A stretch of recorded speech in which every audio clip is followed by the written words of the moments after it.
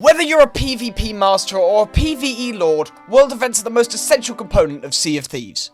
And the most iconic thing in any world event is, of course, Sea of Thieves' amazing boss fights. They're terrible, let's not kid ourselves. The land-based boss fights in this game are definitely not my idea of fun. They're very repetitive and just have a ridiculous amount of hit points, and in all honesty, sometimes I feel I'm just fighting a brick wall. And with last season's update sliding us towards a more PvP-focused game, I think it's very fair to say that some of the old PvE content needs looked into. So, here's my ideas on how we could revamp the original 3 Skeleton Lords. I might look at the Ashen Lords in another video down the line, so if you enjoy this and like my ideas, let me know. And also, if you have any ideas of your own, let me know as well. I like discussion about Sea of Thieves on my videos. It's good. And also algorithm likey. Idea number 1. The boring one. The Skeleton Lords already have a wider range of moves that they could pull from, and just by varying how much of each one uses, that doesn't sound like a sentence, and just by giving each Skeleton Lord a simple move preference, we can have some variation without having to reinvent the steering wheel. This idea works even better when you realise the number of interesting and cool moves the Skeleton Lords have is equal to the number of Skeleton Lords there are. That's like, really fortunate. The AoE Shockwave, the ability to summon Skellies, and the teleportation would all make great moves to vary up and hand out between their respective lords. If I had it my way, I'd give the Helmsman the harder splash damage, purely because he has 2 big cases to knock around, the Scoundrel the ability to spawn more Skellies, because he's already 2 Skellies put together, and the Duchess to have faster teleport animations, because we need to put them somewhere. Now, would this radically change how Skeleton Lords work? No, of course not. But it would mean that every time one appeared, you knew you had at least something different to worry about than the last one. But hey, if you want ideas that are a little bit more spicy, how about we go on to Idea II. Using the rest of the weapons that are actually in the game, so why don't the Skeleton Lords have access to them?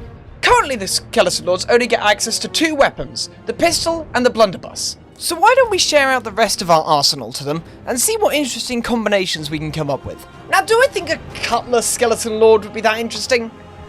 No, but an Eye of Reach one will be. Well, maybe it will, but it depends how Rare implements it, and AIs using sniper rifles can be particularly hard to balance. Just ask anyone who plays TF2.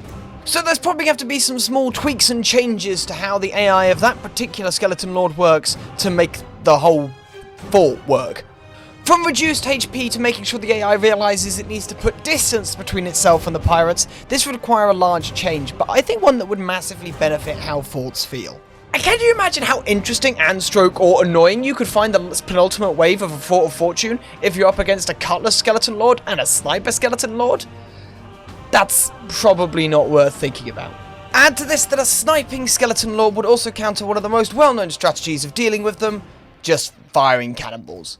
All in all, I think it would make a radical and interesting change to a skeleton fort. Idea C.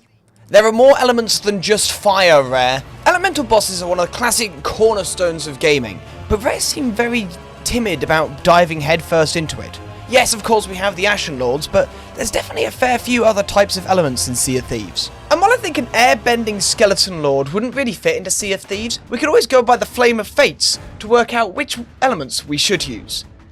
Also, yes, there's a massive continuity error. I've changed clothes. I spilt tea on the last one this morning and then went back to recording because of how terrible my schedule is. By expanding on the current ideas presented by the blue sea monsters and all of the poison-spewing animals there are in Sea of Thieves, we could definitely make some more interesting boss fights. Though, I do feel we're starting to go away from upgrading the Skeleton Lords to new Lords entirely. Also, I had this idea and I want to get it in somewhere. Another crossover with Disney, Skeleton Lord Palpatine. Idea the last one. Just make new bosses. Sea of Thieves is going to be 5 years old this year. And while it's keeping up in a lot of places, some of that day 1 content is really starting to show its age. And the Skeleton Lords are right in the middle of that mess. They can really do with some anti-aging cream. So maybe it's time to toss the baby out with the salt water and build something brand new. But what could a completely new and radical and interesting and creative boss fight be for Sea of Thieves in 2023? I don't know. I'm not a game designer. What are you doing here? What are you expecting game design advice? I don't even make YouTube videos. I do this for fun. You don't expect me to know what I'm doing. You just